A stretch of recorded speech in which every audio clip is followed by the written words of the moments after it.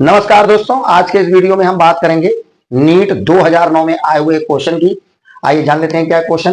Question ये है कि हमारे पास दो बॉडी हैं, उनके मासेस 1 केजी और 3 केजी है। उन मासेस का जो पोजीशन वेक्टर है, जिसको हम लोग हिंदी में स्थिति सदिश कहते हैं, आई कैप 2j कैप प्लस के कैप और -3i cap -2j cap plus के कैप दे रखा है। उन बॉडीज का पोजीशन वेक्टर दे रखा है और बॉडी के जो मास है 1 केजी और 3 केजी है।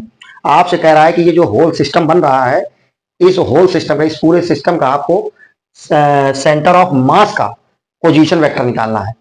ये देखिए लिखा नहीं है, इस सिस्टम के सेंटर ऑफ मास का पोजीशन वेक्टर निकालना है। आइए थोड़ा इसको हम समझाते हैं आपको कायदे से।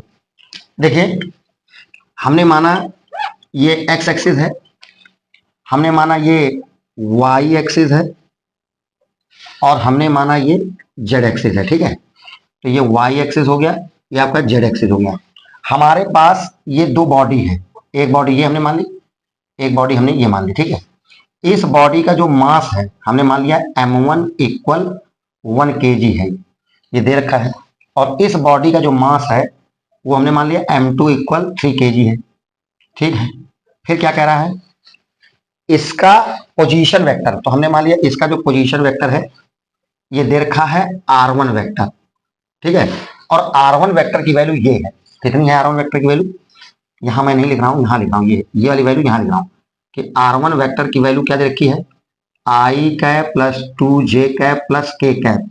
ठीक है, अच्छा, इस बॉडी का जो पोजीशन वेक्टर है वो r2 वेक्टर है और हमने मान लिया r2 वेक्टर की वैल्यू ये है। सही है, r2 वेक्टर की वैल्यू कितनी है, -3i cap -2j cap plus का k कैप। अब आपसे क्या कह रहा है, ये जो आपको बॉडी दे रखी है इसके सेंटर ऑफ मास का पोजीशन वेक्टर, तो हम इन दोनों बॉडी को ऐसे मिलाएंगे। हमने मान लिया इसका सेंटर ऑफ मास यहाँ कहीं बीच में cm होगा और ये ओरिजिन है। ठीक है, हमने मान लिया इसका जो सेंटर ऑफ मास का जो पोजीशन वेक्टर है ये, जिसका नाम है RCM। RCM मतलब position vector of centre of mass. ठीक है, हमको इसकी वैल्यू निकालनी है। अब बताइए, आपने एक फार्मूला पढ़ा होगा, क्या फार्मूला पढ़ा है, फार्मूला आपने ये पढ़ा होगा, RCM vector equal M1 R1 vector plus M2 R2 vector upon M1 plus M2।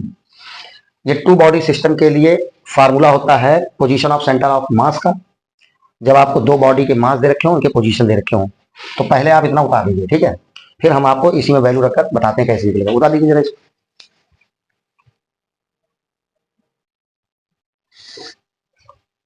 तो दोस्तों, आपने इतना उतार लिया होगा, अब यहाँ वैल्यू हम पुट करा रहे हैं। ठीक है, जरा ध्यान देंगे, ये लिखा है RCM वेक्टर इक्वल, जरा ध्यान दीजिएगा, M1 की वैल्यू 1 kg थी। ठीक है, तो हमने लिख दिया 1 ब्रैकेट R1 वेक्टर की वैल्यू ये दे रखी है आपको, कितना दे रखा है, ये दे रखा है I cap plus 2j cap plus k cap. ठीक है, प्लस M2 की वैल्यू थी 3 और R2 वेक्टर की वैल्यू ये दे रखी है, कितनी दे रखी है, -3i -2j।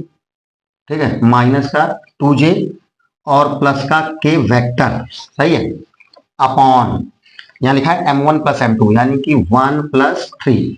चलिए इसको सॉल्व करते हैं।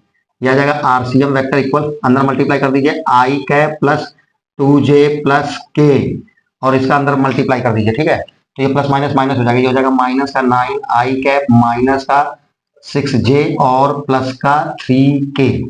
ठीक है, अपॉन ये कितना हो जाएगा 4, तो ये आ जाएगा RCM वेक्टर इक्वल, ये प्लस का i, ये माइनस का, तो ये हो जाएगा माइनस का 8i कैप माइनस का 6 प्लस का 2 यानी क्या आ जाएगा माइनस का 4 और ये प्लस का 3k और ये प्लस का 1k, ये हो जाएगा प्लस का 4k।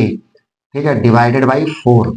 अब सुनिए, RCM वेक्टर इक्वल, इस 4 का इसमें डिवाइड, इस 4 का इसमें डिवाइड, इस 4 का इसमें डिवाइड, कितना आ जाएगा, ये आ जाएगा माइनस का 2i माइनस का j प्लस का k। ठीक है, ये आ गया पोजीशन वेक्टर का, मतलब सेंटर ऑफ मास का पोजीशन वेक्टर। ठीक है, कौन सा ऑप्शन सही होगा, -2i माइनस का j प्लस का k, ये होगा आपका ऑप्शन। इसको उतार लीजिए।